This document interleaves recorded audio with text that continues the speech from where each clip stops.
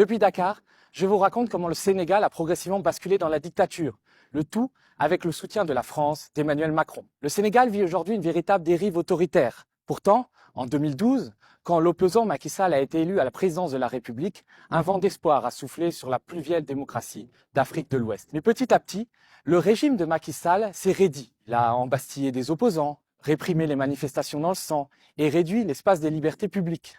Aujourd'hui, le principal opposant, Ousmane Sonko, est emprisonné et empêché de se présenter à l'élection présidentielle.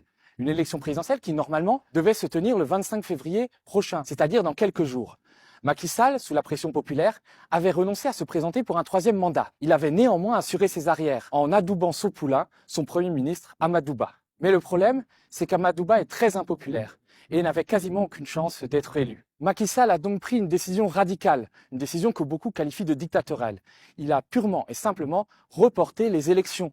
Après une annonce le 3 février, des heurts ont éclaté, ce qui n'a pas empêché les députés de la majorité présidentielle d'entériner le report de l'élection présidentielle au 15 décembre 2024, soit dans près de 10 mois, ce qui octroie à Macky Sall un temps supplémentaire à la présidence de la République. Beaucoup n'hésitent pas à qualifier ce report de la présidentielle comme une sorte de coup d'État institutionnel dans un pays qui, de longue date, a une tradition démocratique battue en brèche ces derniers temps, avec notamment les répressions de manifestations qui ont fait des dizaines de morts depuis 2021. Et l'image la plus frappante ces derniers jours, ce sont les gendarmes qui entrent dans l'Assemblée nationale sénégalaise pour en expulser les députés de l'opposition qui protestent contre ce coup de force.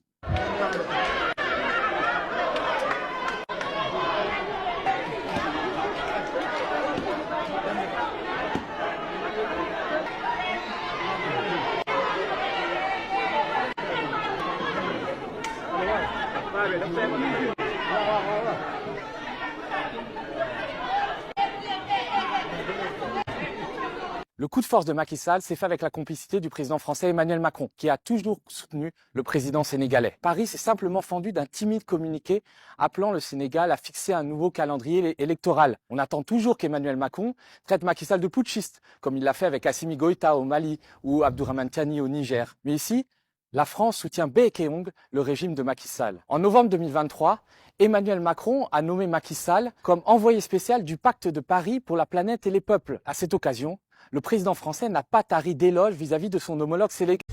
On reçoit ça. Ouais, c'est embêtant. À chaque fois que vous publiez une vidéo, vous devez avoir des notifications comme ceci. Je sais que je crie haut et fort que je suis contre les... Ça.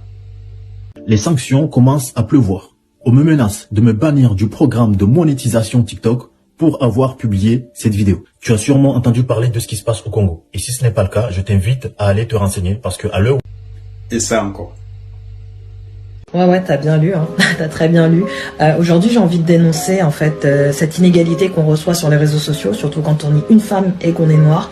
Le nombre de commentaires que je signale tous les jours et pour lesquels j'ai toujours une réponse en mode « Ah ben non, ça n'en fera pas les consignes communautaires ». Je me pose des questions de quelle communauté vous parlez parce que c'est quand même assez intriguant. Là, je pense qu'il n'y a pas plus clair. On sait très bien que c'est une originalité, donc le concepteur de ce mot-là, très original. Je pense que ça en est de trop pour le cercle africain. Liberté de communication, de partage et de connaissances. C'est la raison pour laquelle nous avons mis sur pied le réseau social africain Djibawal, disponible sur App Store et Play Store.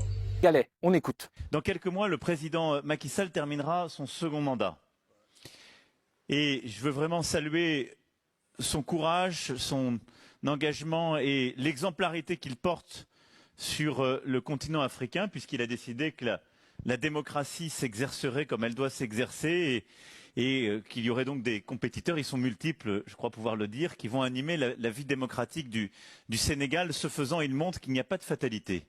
Et quand il y a des hommes d'État et d'engagement, ils avancent, ils protègent leur pays des troubles et des vicissitudes du moment. La France a même choisi son candidat dans l'élection présidentielle sénégalaise à venir. En décembre dernier, la première ministre française Elisabeth Borne a reçu son homologue sénégalais, Amadouba, qui n'est pas seulement le premier ministre du Sénégal, mais aussi le candidat à la succession de Macky Sall.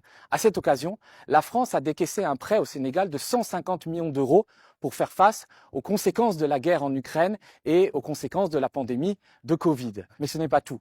Pour la France, le Sénégal est stratégique. Déjà parce qu'il y a une présence militaire française. Vous avez aujourd'hui 350 soldats français qui stationnent de manière permanente à Dakar. Et même s'ils ne s'ingèrent pas dans les affaires intérieures sénégalaises, cette présence est un symbole de la domination postcoloniale de Paris sur ses anciennes colonies. La France est présente économiquement à travers ses très nombreuses entreprises. Auchan, Total, Orange, Free. Les entreprises françaises au Sénégal font 3 milliards d'euros de chiffre d'affaires par an.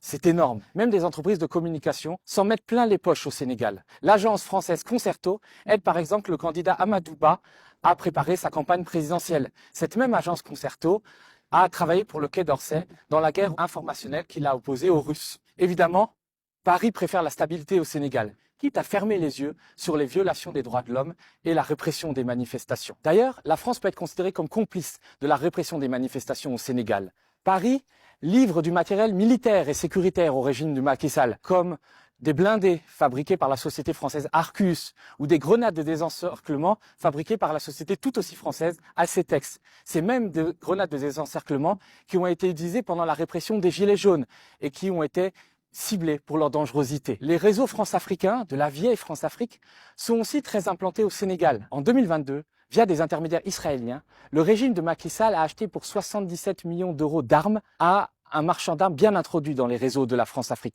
Officiellement, cet achat d'armes était destiné à équiper les gardes forestiers, mais il a nourri les soupçons de surfacturation et de détournement de l'usage de ces armes. Car le vendeur d'armes n'est autre que Aboubacar Ima, alias Petit Boubé, un célèbre vendeur d'armes nigérien très entendu en France-Afrique.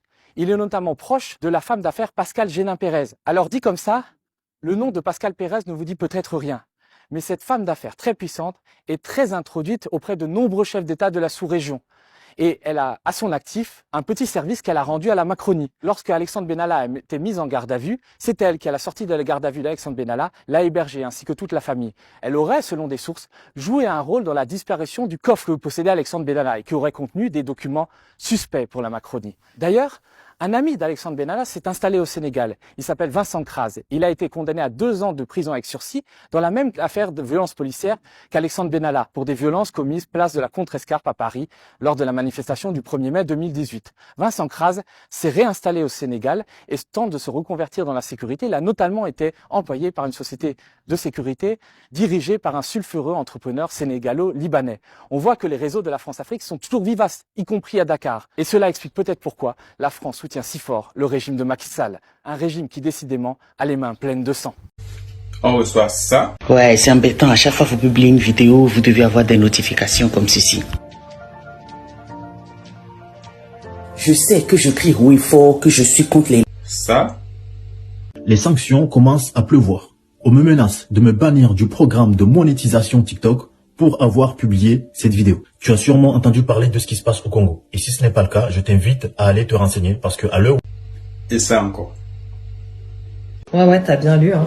T'as très bien lu. Aujourd'hui, j'ai envie de dénoncer en fait cette inégalité qu'on reçoit sur les réseaux sociaux, surtout quand on est une femme et qu'on est noire.